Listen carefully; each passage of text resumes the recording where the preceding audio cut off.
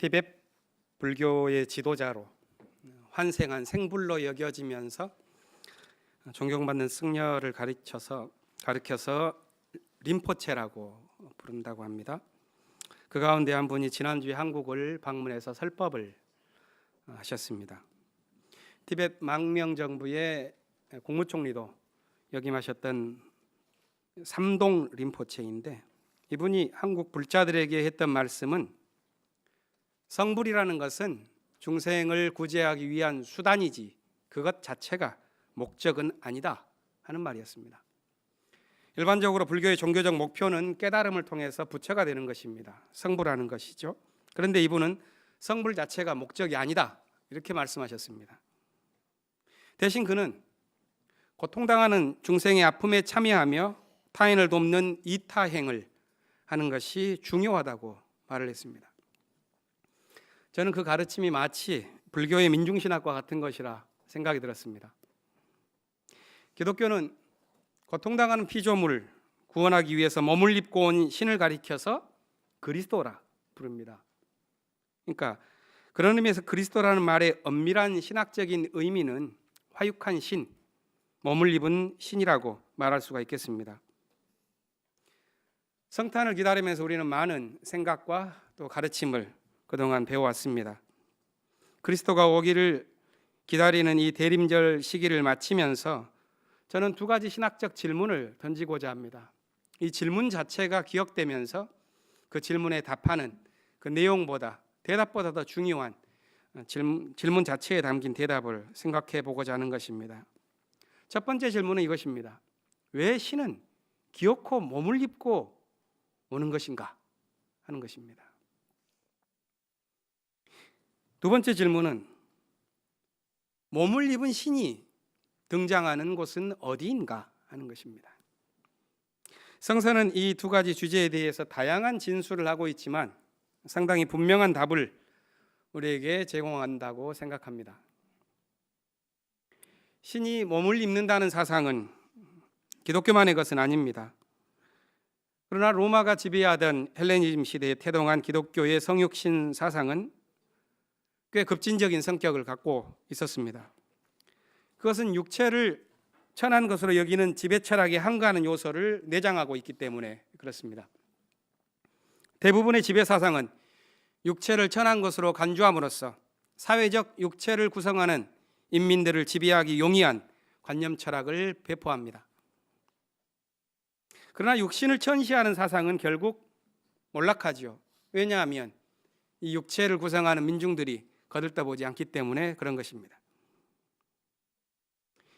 따라서 이 육체에 대한 정당한 이해를 제공하지 않는 철학은 존립할 수가 없습니다. 그렇기 때문에 대부분의 종교 철학은 몸을 입고 온 신에 대한 내용들을 갖고 있습니다. 그렇다면 기독교 성육신 신학의 진정한 의미는 신이 몸을 입고 왔다는 그것 자체에 있다기보다는 두 번째 질문, 몸을 입은 신이 등장하는 곳에 대한, 그 장소에 대한 물음에 있다고 보겠습니다. 복음서는 동정녀를 통한 신의 탄생 이야기를 우리에게 들려줍니다. 근데 과학의 시대를 거쳐온 오늘날의 사람들에게는 문자 그대로 믿을 수 없는 이야기가 되었지만 헬레니즘 시대의 사람들에게는 아주 익숙한 이야기였을 것입니다.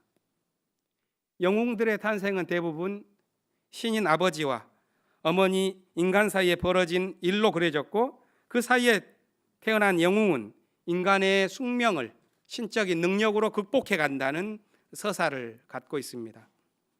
그런 이야기는 그리스 로마의 신화에서만이 아니라 로마 황제들의 탄생 설화에서도 자주 등장합니다. 따라서 처녀가 신의 아들을 잉태했다는 이야기는 1세기를 살아갔던 많은 사람들에게는 아주 익숙한 이야기였을 것이라고 생각합니다. 그런데 성서의 이야기가 당시의 사람들에게 터무니없는 것으로 여겨졌던 까닭이 있는데 그것은 다른 이유입니다. 당시의 사람들이 믿기지 않았던 것은 동정녀를 통해서 신의 아들이 탄생했다는 사실이 아니라 마리아와 같은 가난한 사람들을 통해서 신의 아들, 영웅적 인물이 탄생했다는 내용입니다. 낮고 가난하고 천한 곳으로 신이 온다는 것은 터무니없는 이야기였고 또 위험한 이야기였습니다. 몸을 입고 온 신이 하려는 일은 그가 등장한 장소와 깊은 관련이 있습니다. 기독교 성육신 신학이 말하고자 하는 핵심 사항은 따라서 몸을 입고 온 신이 등장한 지점에 있습니다. 어디에서 신이 등장하는가? 그리스도가 오신다면 어디에 있는가? 성서는 그리스도의 탄생 설화를 통해서 독자들에게 묻는 것입니다. 우리를 구원할 메시아는 황제인가 예수인가? 구원의 힘은 영광에 있는가 고난에 있는가? 우리는 오늘 성서 일과에 따라서 이런 질문에 대한 히브리서와 미가서, 누가복음의 성육신 신학을 생각해 보고자 합니다. 히브리서 기자는 오늘 본문 10장 5절부터 10절에서 자신의 성육신 신학을 설명하고 있습니다. 그는 아주 신학적 상상력을 대단히 크게 발휘하고 있습니다. 어디까지 발휘하냐면 그리스도가 세상에 올 때 하나님과 나누었었던 대화가 이랬을 것이라는 데까지 이르렀습니다. 그러면서 그 대화에서 그리스도가 했던 말이 바로 이것일 거라고 말하며 시편 40편 6절부터 8절을 인용해서 자신의 이야기를 전개합니다. 우리가 보는 시편과 그가 인용한 시편의 내용이 조금 다릅니다. 그것은 그가 인용한 시편은 헬레니즘 시대의 히브리어 성경을 헬라어로 바꾼 그리스어로 번역한 70인역을 따른 것이기 때문에 그렇습니다. 아무튼 히브리서 기자는 마치 자기가 들었던 것처럼 시편의 내용을 그리스도의 입술에 담아서 오늘 이야기를 하고 있습니다. 시작은 이렇죠. 주님은 제사와 예물을 원하지 않으셨습니다. 그래서 나에게 입히실 몸을 마련하셨습니다. 여기서 주님은 하나님을 뜻하고 나는 그리스도를 말합니다. 그러니까 히브리서 기자는 하나님께서 그리스도를 위해 준비하신 것이 있는데 그것은 그리스도가 입을 몸이었다, 이렇게 설명하고 있습니다. 왜 그리스도를 위해서 하나님께서 준비한 것이 몸이었을까? 그 대답이 7절에 나옵니다. 보십시오. 하나님, 나를 두고 성경에 있는 대로 나는 주님의 뜻을 행하러 왔습니다. 히브리서 기자는 그리스도가 몸을 입은 까닭은 그리스도가 하나님의 뜻을 행하기 위해서 했다고 말을 합니다. 말하자면 하나님의 뜻을 행하기 위해서 그리스도는 몸을 입지 않을 수 없었고, 따라서 하나님이 당신의 아들을 위해서 준비한 것은 몸입니다. 이어지는 내용을 보면 히브리서 기자는 성육신 신학을 통해서 두 가지를 주장합니다. 첫째는 그리스도가 몸을 입고 오신 것은 율법의 시대를 폐하려는 것이었다, 이렇게 표현했습니다. 율법의 시대, 그 시대는 희생제사의 시대입니다. 자신의 죄를 씻기 위해서 다른 생명을 죽여서 바치는 시대입니다. 어찌 보면 위선의 시대라 할 수 있고 다르게 보면 폭력의 시대라고 할 수 있습니다. 그리스도가 몸을 입고 오는 것은 그런 시대를 끝내기 위한 것입니다. 둘째, 히브리서 기자는 하나님께서 몸을 준비해서 그리스도에게 입히자 그리스도는 자신의 일을 했습니다. 그게 뭐냐면 그리스도는 자신을 단번에 바쳐서 자신을 바침으로써 피조물들을 거룩하게 한 것입니다. 여기에서 그리스도가 무엇을 행했는지에 대한 아주 분명한 설명이 나옵니다. 그는 율법을 따라 드리는 것들을 폐하고 하나님의 뜻을 따라서 행합니다. 율법을 따르는 것은 자기 죄를 위해서 다른 생명을 대신 바치는 것입니다. 하나님의 뜻을 행하는 것은 자기 자신을 단번에 들여서 남을 거룩하게 하는 것입니다. 이 그리스도께서 하나님의 뜻을 이룸으로써 우리가 거룩하게 되었다, 이렇게 히브리서 기자는 설명하죠. 이 성육신 신학을 통해서 그럼 그는 뭘 말하고자 하는 것일까? 우리에게 들려주고자 하는 히브리서 기자의 그 본 의도는 무언가 하는 것입니다. 제국의 폭력과 종교적 위선이 한통속이 되어 돌아갈 때 그런 질곡의 시대를 폐지하고 하나님의 뜻을 이룰 수 있는 길이 어디에 있을까? 아마 그는 이런 생각을 하지 않을 수 없었을 것입니다. 그리고 그가 찾은 것은 남을 희생해서 자기 죄를 씻어버리는 그런 시대를 접어야 하고 대신 자신을 바쳐서 남을 거룩하게 하는 시대를 여는 것에 달려있다고 보았고, 그런 시대를 여는 메시아가 그리스도라고 그는 이해한 것입니다. 그건 몸을 입은 신만이 할 수 있는 일에 관한 설명이 아니라 그리스도를 따른 모든 사람들을 향해 주는 권고라고 할 수 있겠습니다. 그래서 나중에 히브리서 기자는 이렇게 말하죠. 안병훈 선생님께서도 바로 이 히브리서 13장 13절에 주목을 많이 했었습니다.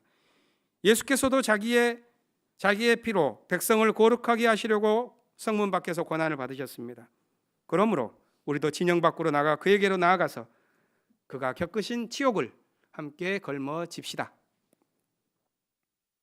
그렇다면 이 히브리서에서 말하는 성육신 신학은 신에 관한 관념 철학이 아니라는 것을 분명히 알게 됩니다.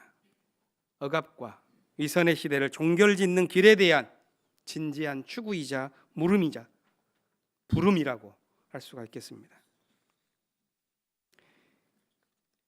예언자 미가의 평화 사상은 강렬하죠. 그의 시대가 불운했고 그가 선 자리가 고통스러운 곳이었기 때문일 것입니다. 그가 활동했던 시대는 남북으로 갈라진 나라의 북쪽이 먼저 아시리아 제국에 멸망당하고 남쪽은 속국이 된 상황이었습니다. 이런 불안의 시대에 사람들은 희망의 거처를 잃고 자신의 용기를 무엇을 위해 바쳐야 하는지 모르고 있었습니다. 같은 시대를 살아간 이사야와 함께 미가는 예언자적인 이상을 함께 품고 있었습니다. 이사야 2장 3절과 미가서 4장 2절은 동일한 말을 반복합니다. 아마 그 시대의 예언자적인 구호가 아니었을까 생각합니다. 칼을 쳐서 보습을 만들고 창을 쳐서 낫을 만드는 평화의 시대에 의한 예언자들의 꿈입니다. 그런데 그것을 이루는 방식에 대해서 두 예언자는 차이를 갖습니다. 그것은 두 예언자가 활동한 자리, 메시아가 와야만 한다고 생각했었던 그 자리가 달랐기 때문에 그렇습니다. 이사야는 귀족 출신으로서 예루살렘을 중심으로 활동했다면 미가는 블레셋 접경 지역, 농촌 지역에서 활동을 했습니다. 미가의 직업은 아마도 농부였을 것 같습니다. 그는 땅을 빼앗긴 가난한 농민들의 고뇌를 잘 알고 있었습니다. 약자를 짓누르고 그들이 가진 소유를 빼앗는 사람들의 악행을 그는 경험했을 것입니다. 미가의 눈에 가난한 자들을 빼앗고 더욱 가난하게 만들며 약자들에게 불법을 저지르는 권력의 중심지 예루살렘이 곱게 보일 리가 없습니다. 그런 면에서 같은 시대에 활동했던 이사야와 생각이 다른 것입니다. 이사야는 여러 민족이 유다를 공격한다고 하더라도 예루살렘은 영원할 것이라고 예언합니다. 그러나 미가는 예루살렘은 자신의 죄로 인해서 폐허가 될 것이라고 말하면서 당시의 국가 이데올로기를 흔들어 버립니다. 그것은 예언자 미가가 착취당하는 약자의 관점에서 세상을 읽기 때문에 그렇습니다. 미가는 이스라엘을 다스릴 왕이 나올 장소도 예루살렘이 아니라 베들레헴이라고 말합니다. 권력의 중심지 예루살렘이 아니라 수천 개의 고장 가운데 하나인 작은 고장 베들레헴에서 왕이 나온다는 그런 기발한 상상력을 그는 전해줍니다. 베들레헴은 에브라다라고도 불리워진 곳으로서 야곱의 아내 라헬이 해산하는 과정에 죽어묻힌 무덤이 있는 곳이고 또 고향을 떠난 룻이 정착하기 위해서 새롭게 선택한 장소입니다. 그곳은 작은 고장이지만 큰 기억을 갖고 있는 곳입니다. 예언서 미가는 바로 이곳에서 이스라엘을 다스릴 자가 나올 것이라고 말하는데 어쩌면 당시의 사람들은 미가의 이 예언을 들을 때 그것은 아마 개천에서 욕난다 하는 식의 영웅 출현에 관한 아주 극적인 묘사가 아닌가 이렇게 들었을지도 모릅니다. 아직 씻기지 않은 정신은 미가의 민중 중심적인 구원 사상과 종교 영성을 결코 이해할 수 없었기 때문입니다. 그런데 미가의 시대로부터 한 200년쯤 지나서 그래서 포로기를 거치고 난 다음에 구원을 베풀 자가 어디에 등장하는가 하는 이것에 대해서 확연한 생각이 유포되었습니다. 그것은 권력자가 아니라 어린 양과 같은 존재, 그들을 통해서 구원이 올 것이라는 사상이 도입된 것입니다. 이사야서 52장에 나와 있습니다.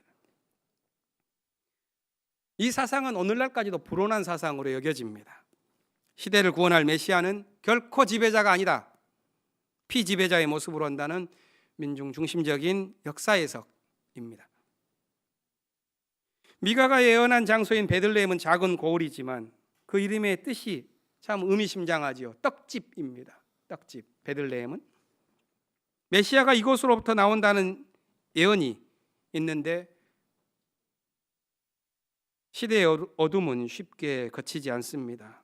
그래서 미가는 해산하는 여인이 아이를 낳을 때까지 시대는 진통을 거듭할 것이다, 이렇게 말합니다. 그러나 분명히 평화는 오고야 마는 것입니다. 예언자 미가에게 베들레헴은 정의가 거꾸러진 위기의 시대에 평화를 가져오는 장소입니다. 그곳은 구원이 시작되리라고 예상하는 사람들의 기대를 뒤엎는 곳입니다. 낮고 작은 곳이기 때문입니다. 그러나 평화는 거기에서 시작된다는 것이 성경의 증언입니다. 누가복음에 나오는 이야기는 기가 막힌 일을 당한 마리아가 새롭게 삶을 시작하는 이야기입니다. 처녀의 몸으로 임신을 하게 된 마리아는 죽음과 같은 삶을 견뎌내고 있었을 것입니다. 그때 천사가 나타나서 자신에게 일어난 사태의 의미를 알게 되었고 놀라운 고백을 하게 됩니다. 나는 주님의 여종입니다. 당신의 말씀대로 내 삶에서 이루어지기를 원합니다. 이 고백 바로 직후에 오늘 본문이 시작되죠. 39절을 보면은 이렇습니다. 그 무렵에 마리아가 일어나 서둘러 유대 산골에 있는 한 동네로 갔다. 당시의 상황을 이렇게 묘사하고 있는데 여기서 마리아가 일어났다 이렇게 표현한 단어는 아나스타사, 이것은 죽음의 상태에서 소생한 것을 의미합니다. 소생한 마리아가 일어나서 서둘러서 친척 엘리사벳의 집에 간 것입니다. 마리아는 기이한 경험을 했죠. 마리아처럼 친척 엘리사벳 부부 역시 비상한 체험을 하고 있었습니다. 아내 엘리사벳은 임신하기에는 너무 늙은 나이였지만 아기를 갖고 있었고 그의 남편 사가랴는 천사를 만난 후에 벙어리가 된 신세였습니다. 이런 상황에서 마리아를 맞은 엘리사벳이 그녀를 축복해 주지요. 고통 가운데에서 말할 수 없는 지경에 놓인 두 사람이 축복을 해줍니다. 경황이 없었을 엘리사벳이 마리아를 축복해 줄 수 있었던 것은 성경은 이렇게 설명합니다. 그녀가 성령으로 충만해졌기 때문이라고 말을 합니다. 어떻게 해야 성령으로 충만해지는가요? 엘리사벳이 성령의 충만함을 경험한 것은 마리아의 인사말을 듣고 자신의 뱃속에서 아이가 뛰노는 것을 경험했을 때입니다. 아이가 뱃속에서 뛰노는 것은 관념이 아니라 체험입니다. 이해가 아니라 사건이지요. 자신의 몸이 뛰는 사건을 엘리사벳이 경험하고 성령에 충만해졌습니다. 이 엘리사벳이 체험한 태동의 사건은 단순한 우연의 일치가 아니라 영감 어린 소통의 사건입니다. 마리아와 엘리사벳과 아이 사이를 잇고 있는 약속의 사건입니다.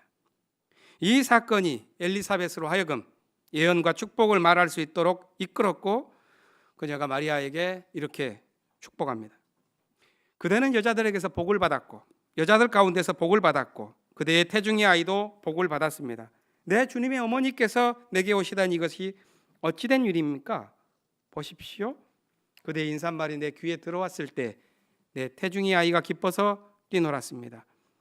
주님께서 하신 말씀이 이루어질 줄 믿은 여자는 행복합니다.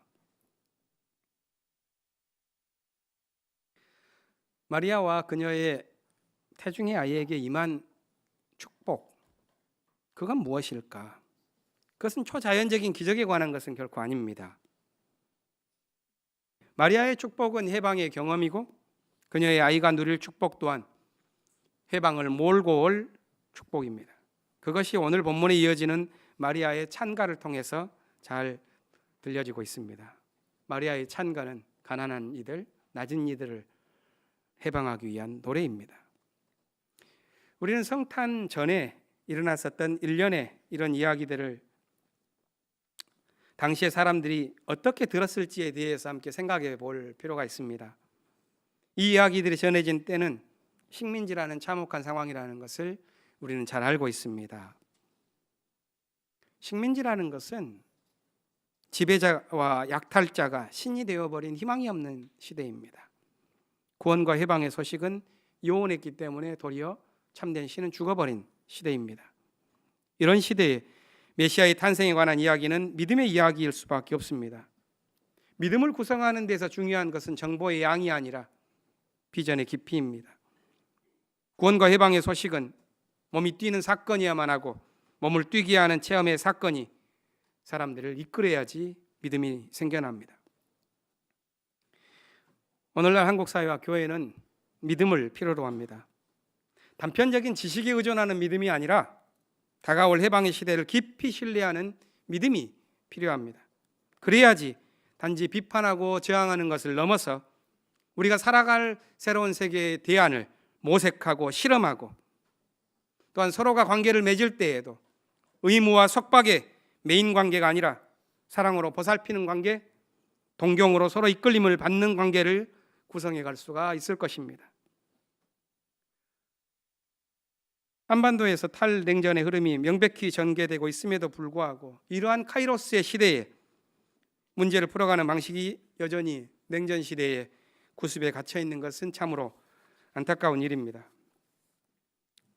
촛불 정부를 자처함에도 불구하고 외세의 압박에 굴종하고 기득권 세력의 구태에 의한 처신을 반복해서 용납하는 것은 불행한 일입니다. 그러는 사이에 민중들의 고통은 점점 커져가고 있습니다.